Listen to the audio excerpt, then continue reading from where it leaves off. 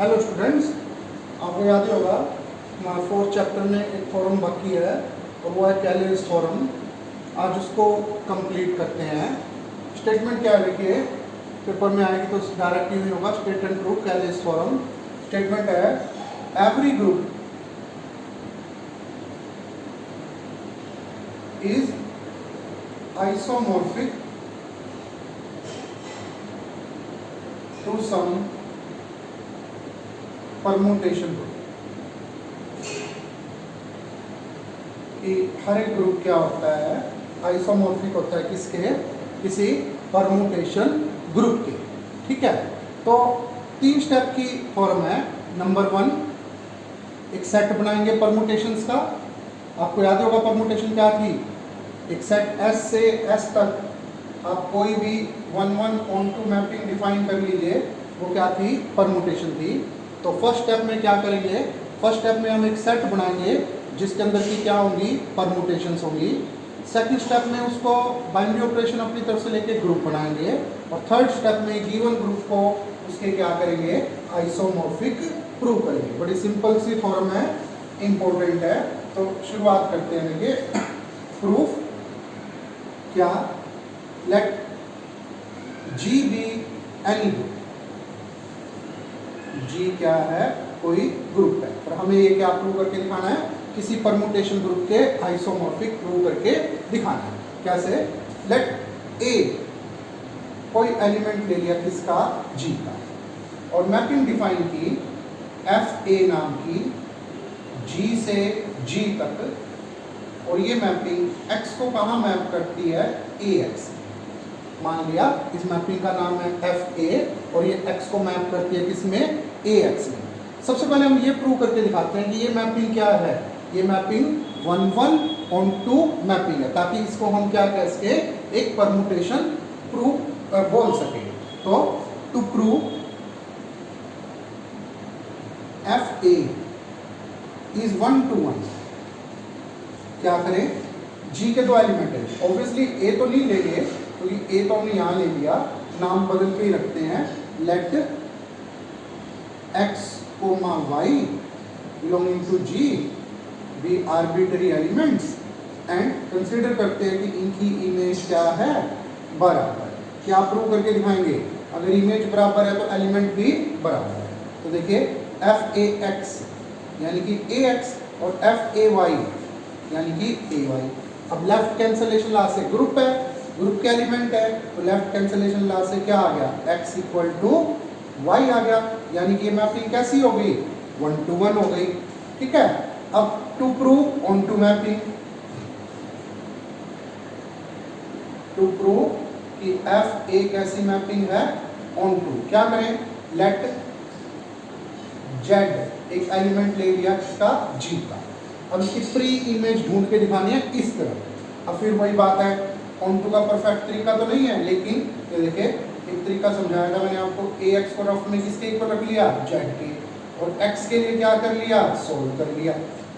ठीक है, अब ये Z की प्री इमेज आ गई, लेकिन हमें ये देखना होगा कि ये लेफ्ट हैंड साइड वाले सेट के अंदर जो कि यहाँ ग्रुप है उसमें है या नहीं। देखो नाउ A और Z, A किसका एलिमेंट लिया था, G का, Z किसका लिया, G का, और G तो ग्रुप है, तो A का इनवर्स भी होगा किसके अंदर, ग्रुप के अंदर। और फिर क्लोजर लॉ से A इनवर्स Z किसका एलिमेंट है, G का, वो भी कैसा, कि अगर हम FA के अंदर इसकी इमेज देखने लग जाएं, A inverse Z equal to Z, closure associative law use कर लो तो देखिए FA जो मैपिंग आई है ये क्या आ गई आपकी, 1-1 भी है, ऑन-टू भी है। इसका मतलब मैं क्या बोल सकता हूँ, मैं बोल सकता हूँ कि FA क्या है, एक परमुटेशन है। ठीक है, तो क्या बताया था, मैंने कहा था सबसे पहले हम क्या करेंगे, एक सेट क्रिएट करेंगे किसका, परमुटेशंस का। अब मैं वो आपको सेट बता रहा हूँ, क्या कीजिए, G के हर एक एलिमेंट की हेल्प से मैपिंग डिफाइन कर लीजिए, जैसे ये डिफाइन कर रखी है। ठीक है, और सेट का नाम G डैश रख लेते हैं। G डैश क्या, FA, A किसका एलिमेंट है, G का, और FA कैसे डिफाइन है, मतलब जी के हर एक एलिमेंट की हेल्प से इस तरीके से एक परमुटेशन डिफाइन कर लीजिए। मान लीजिए जी के अंदर जस्ट फॉर एन एग्जांपल मान लो जी के अंदर 4 एलिमेंट है ई ए बी सी, तो यानी कि आप एक तो मैपिंग डिफाइन कीजिए एफ ई, एक एफ ए, एक एफ बी और एक एफ सी, इस तरीके से, और उसको इस सेट के अंदर क्या है रख लीजिए। अब फर्स्ट स्टेप तो कंप्लीट हो गया, सेट तो आ गया हमारे पास किसका, परमुटेशंस का। अब बारी है इसको क्या बनाने की, ग्रुप ग्रुप करके दिखाने की। अब ऑब्वियसली बात है ग्रुप बनाना है तो क्या चाहिए, बाइनरी ऑपरेशन चाहिए। तो हम बाइनरी ऑपरेशन क्या लेते हैं, वी क्लेम क्या कि G dash is a group under binary operation क्या, composition of mapping. Composition of mapping आपको पता ही है, फोक ऑफ दोनों डिफाइंड होंगी, कंपोजिशन ऑफ मैपिंग लेके इसको ग्रुप बनाते हैं। अब देखिए जी डैश को ग्रुप बना रहे हैं, ठीक है। तो सबसे पहले क्लोजर ला, क्लोजर ला में आपको पता ही है क्या करा करते थे, for F A comma F B, अगर दो एलिमेंट है किसके, जी डैश, हमें क्या प्रूव करके दिखाना है कि F A into F B जो कि एक मैपिंग होगी, ये क्या मैपिंग एक्चुअल में, F A O F B, composition of mapping क्या थी, हाँ सॉरी बाइनरी ऑपरेशन क्या था, कंपोजिशन। तो जब मैं एफ ए एफ बी लिखूंगा उसका मतलब होगा F A O F B. तो मेरे को प्रूव करके दिखाना है कि F A into F B वो भी क्या होगी, एक परमुटेशन होगी। कैसे देखते हैं, ये जो F A F B mapping है ये x को कहां मैप करती है, जबकि x किसका एलिमेंट है, g का, एफ बी एक्स, ठीक है। अब एफ बी मैपिंग x को कहां मैप करेगी, बी एक्स में, ऐसे डेफिनेशन थी। और एफ ए इस एलिमेंट को कहां मैप करेगी, ए बी एक्स में, यानी ये आ गया ए बी एक्स। अब सोच के देखिए अगर एक मैपिंग होती एफ ए बी नाम की तो वो x को कहां मैप करती, x में। अगर मैंने एफ ए और एफ बी जी डैश के दो एलिमेंट लिए हैं तो ऑब्वियसली ए और बी किसके एलिमेंट है, जी के। तो जब आपने ये सेट बनाया होगा तो एक मैपिंग किसकी हेल्प से बनी होगी, ए की हेल्प से, एक बी की हेल्प से। तो ए बी भी तो जी का ही एलिमेंट था, तो एक मैपिंग किसकी हेल्प से बनी होगी, ए बी की हेल्प से। तो क्या आ रही है देखिए, जब मैं एफ ए और एफ बी को मल्टीप्लाई कर रहा हूँ तो कौन सी मैपिंग आ रही है, एफ ए बी, ठीक है। तो फिर इसका मतलब क्या हो गया, F A into F B किसके इक्वल आ गया, एफ ए बी के। और सारी की सारी परमुटेशन तो आपने किसके अंदर इकट्ठी की हुई है, जी डैश के अंदर। तो फिर क्लोजर लॉ क्या कर गया, होल्ड। एसोसिएटिव लॉ की बारी में आप डायरेक्ट लिख सकते हो, एसोसिएटिव लॉ क्या है, मैपिंग्स में होल्ड करता है, तो यहाँ भी करेगा, है तो मैपिंग ही। बारी आ गई किसकी, आइडेंटिटी की, एग्जिस्टेंस ऑफ आइडेंटिटी। देखिए अब सबसे इंपॉर्टेंट पॉइंट ये बन जाता है कि एफ ए को एफ बी से मल्टीप्लाई करते हैं तो एफ ए। अब आप सोच के देखिए एफ ए को किससे मल्टीप्लाई करूं कि एफ ए ही आए, ऑब्वियसली क्या होना चाहिए, एफ ए को किससे मल्टीप्लाई करें, एफ ई से, ताकि ये बने ए ई, और ए ई क्या होता है, ए। लेकिन लिखेंगे कैसे, आइडेंटिटी किसका एलिमेंट है, जी का। आपने क्या करा था जी डैश बनाते टाइम, जी के हर एक एलिमेंट की हेल्प से मैपिंग बना ली थी। इसका मतलब ई की हेल्प से भी कोई मैपिंग बनाई थी, वो किसमें है, जी डैश में। सच दैट क्या कि फॉर इफ अगर एफ ए एलिमेंट है जी डैश का तो F A into F E, इस रूल से क्या बना, एफ ए ई, यानी कि एफ ए, और एफ ई इंटू एफ ए, ये क्या बना, ई ए, यानी कि एफ ए। तो क्या आ रहा है, ये देखिए आइडेंटिटी क्या करती है, एग्जिस्ट करती है। अब बारी आ गई किसकी, एग्जिस्टेंस ऑफ इनवर्स की। तो फिर देखिए सोच के देखिए, क्या यहीं से पता चल जाएगा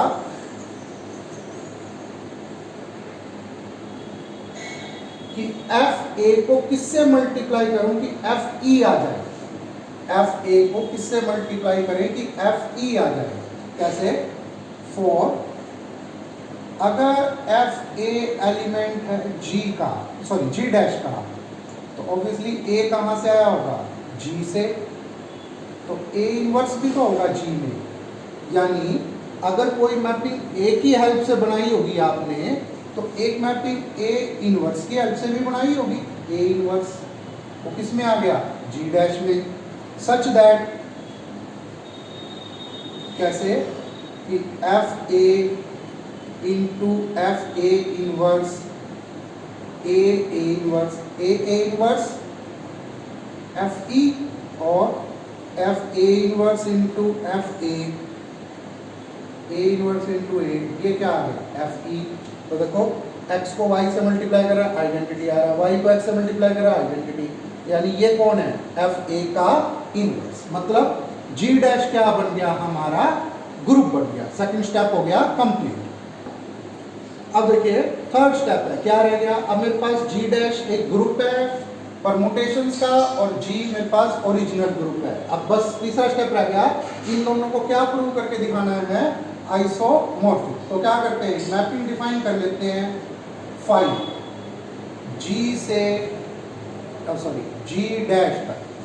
क्या मान लिया a की इमेज कौन, a से जनरेटेड परमुटेशन, मतलब a की इमेज कौन, जो a ने परमुटेशन बनाई। अब हम प्रूव करके दिखाते हैं कि ये मैपिंग क्या है, आपकी ऑन टू आइसोमॉर्फिज्म है। तो टू प्रूव होमोमॉर्फिज्म क्या करें, लेट दो एलिमेंट ले लें, ए और बी किसके, जी के, और शुरू करते हैं फाई ए बी से। क्या प्रूव करके दिखाएंगे, फाई ए बी किसके equal, phi A into phi B. अब ए बी की इमेज कौन है, एफ ए बी, और इसको क्या लिख सकते हैं, F A into F B. ये आ गया phi A into phi B, homomorphism. बारी है किसकी, टू प्रूव कि फाई इज 1 to 1। फिर वही यही दोनों आर्बिट्री एलिमेंट ले लेते हैं, मान लिया phi A equal to phi B, तो क्या आ गया, F A equal to F B. दो मैपिंग इक्वल आ गई। अब दो मैपिंग इक्वल कब होती हैं, जब वो सेम एलिमेंट को सेम जगह मैप करे। अगर ये दोनों मैपिंग इक्वल है, जो कि दोनों जी पे डिफाइंड है, तो दोनों मैपिंग आइडेंटिटी को सेम जगह पर क्या करेंगी, मैप करेंगी। ये कहाँ करती है, ए ई में, और ये बी ई में। तो ए इक्वल टू बी, ये देखिए 1 to 1 आ गई। क्या रह गया, फाई ऑन टू,